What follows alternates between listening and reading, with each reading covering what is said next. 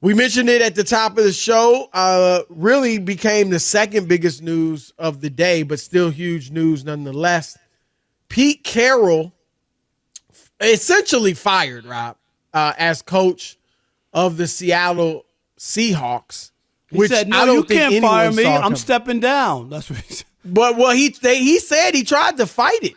He wanted them to keep him as coach, and they were not having it. Now they may give him a spot in the organization. I kind of feel, look, if he wants to do it, Rob, fine. I mean, he's going to get a nice little paycheck from it, so I'm not going to begrudge him for sure. But I do feel like he's better than that. Chris, he's better than having to sit around. I mean, he's not going to do anything. But these guys, quote unquote, advisor. It's their life, and it's sad. And I'm not saying he's sad. It's sad when people identify like that's who they are, Chris, and they can't let it go. Like they just I'm with you. Considering what he's accomplished, what he did in college at USC, won a Super Bowl with the Seahawks. He was there a long time. But him, Jimmy Johnson, and Barry Switzer, right? The only three. I think it's just those three, Rob G, correct?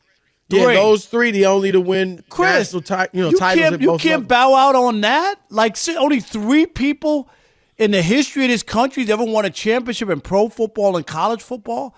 Like, you should feel good about it. He's 70-something years old. I think, isn't he older than Bill Belichick? He's 72. Yeah, he's 72. 72. Chris, he looks great. I'll say this. I mean, I've got other things I love to do. Obviously, want to spend time with my wife as well, my kids. By that point, my grandkids, when I'm that age. But I will say this, Rob. You know this. As you get older, you got to stay active. You need to stay active. Like, the people that stay active are the ones that live the longest. That's just a personal anecdote from what my experience. I don't know if that's a fact. But so I will say, I mean, I hope he's getting quality time with his family and really enjoying his family and his friends. Because then if all you want to do is hang around the facility all day, then that's kind of sad. And I'm not saying that's what he wants. Right. But here's the other if thing, he wants to be involved a little and it keeps him active, I'm good with that. But here's the other thing, Chris. You could be active and you could do stuff. But a lot of these guys who hold on and don't want to go anywhere, you also block the careers of younger guys coming behind you. True. Like you do. I mean, I know it's selfish after a while, Chris. Like you can't give another person an opportunity. They got to wait. You're like 75, you're 80. Like seriously, that's what it is. And we see it in our business too. Some guys probably a few years longer than they need to. I'm just being honest.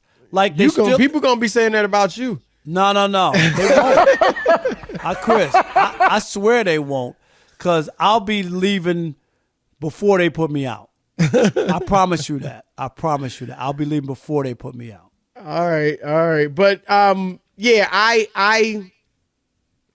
don't know. I mean, I get it. Here's my biggest thought, Rob.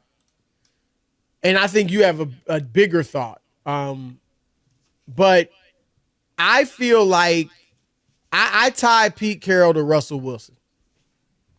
Both of them had their greatest success in the NFL together.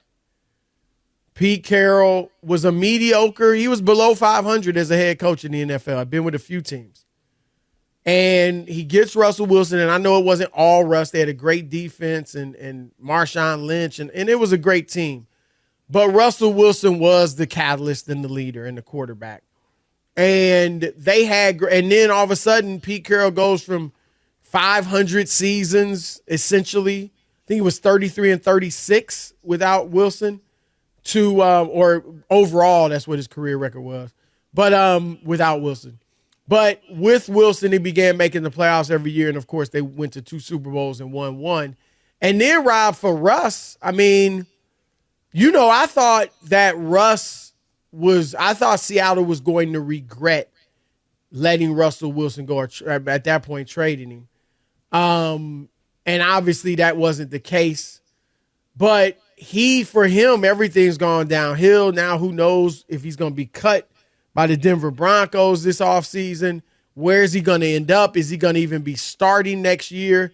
And for Carroll to be gone so quickly after Russ left, and for Russ to be his career in jeopardy so quickly after he left Seattle, my prevailing thought is, man, I would have liked to see those guys stay together. I don't think they were going to win a Super Bowl last year or this past year that we're heading into the playoffs with, but I still think it would have been good to see those guys together. What is your prevailing thought when you think about Pete Carroll and his NFL career? Chris, sadly, I don't think about USC, either the winning there, the national championship, right? I don't think about the scandal. I don't think about the Super Bowl they won in Seattle as a head coach. I don't think of the Legion of Boom. I think about, that's a big part of Seattle and what turned that organization around. But when I think of Pete Carroll and his career, I only think of one thing, that he was coached with one of the biggest choke jobs and one of the worst calls in the history of pro football. Wow. At the 1.5 yard line with the best running back in the league, beast mode, right? Chris, and especially built for the goal line. He had over 100 yards in the Super Bowl game. He had just rushed for 15 yards to get them to the 1.5 yard line. Go back and replay the game. The announcers say the Patriots, right? It was over. Should let them score so they can get the ball back. Yep. Let Seattle score so they can get the ball back and have some time, because it was a foregone conclusion that they would be in the end zone, Chris, and that they would score. And instead, Pete Carroll and his offensive coordinator and the guys were trying to outsmart everybody, throw the ball in the end zone. Wilson throws a pick, and they lose a Super Bowl. Not only do they lose a Super Bowl, Chris, they lose their place in NFL history with a back-to-back championship, beating Tom Brady, beating the Patriots, like all of that stuff. It was the dumbest play I ever saw. Wow. And in my life, Chris, I almost kicked my TV set in because I couldn't believe it. I agree with you that, it was a terrible play. Just terrible. It wasn't even a play that you were like, okay, the Patriots just made a great play. No! It was a horrible play call. No ifs, ands, or buts about it. It was a horrible play call. But man, that's not what I remember with Pete Carroll. Now, I remember it, obviously. It's one of the first things. But I do, when I think of Pete Carroll, overall, won a Super Bowl, had a great team with the Legion of Boom, had great success with Russell Wilson, won it at USC. Like, I got to be honest, those things come to my mind first. What I'll say to you, Rob, about that play, if he had not won the Super Bowl the year before, that would be the predominant thing in my mind about him. And I get it. You're right. Winning 2 is, that would have put that team in rare air. And him. And his career. Right. No doubt. But at least he got the one. Like, it's not like, man, he had his chance to win the Super Bowl and he blew it with a stupid play. So that's why that's not the first thing that comes to my mind.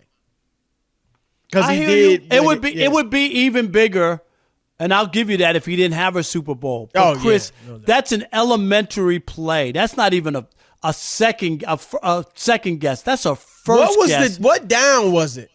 Did anybody remember? First or second down. Rob G, look it up. It was like second down. They had 2 downs to run the ball in. Chris, enough time to run it with beast mode, and then another timeout, and then run it again. Like they had 2 chances. So let me ask you this. Is that, when you think of Russell Wilson, is that the first thing you think of? Or when he's done? Yeah. You know what? That's a good question. As his career goes on, it might be. You know what I mean? It might be. Yeah, But that's but for Pete, not even more so than Russell Wilson. For Pete Carroll, I just thought, how do you allow that play? Chris, when you're down that close, the DBs, there's not a lot of room. No. There's a chance for deflection, interception, like at the goal line that close. there's a chance for. You see a lot of interceptions there Oh, because balls. There's not a lot of room for receivers. DBs are crowded. Somebody tips a ball. I mean, there's so many things that can go wrong. It's not like you couldn't run the ball all night. It's not like you didn't have Marshawn Lynch, the greatest running back in the league at that time, Chris. Yep. You had everything. Go look at his numbers. He had over 100 yards that game. Well, they weren't stopping him. He wasn't a finesse back either. He was a guy that's a power runner. Yeah, exactly. No doubt about it. That was unbelievable. And I agree. It was one of the worst calls in the history of the NFL, in the history of American professional sports. So I get it if that's what you remember. Not for me, but let's throw it out to the listeners.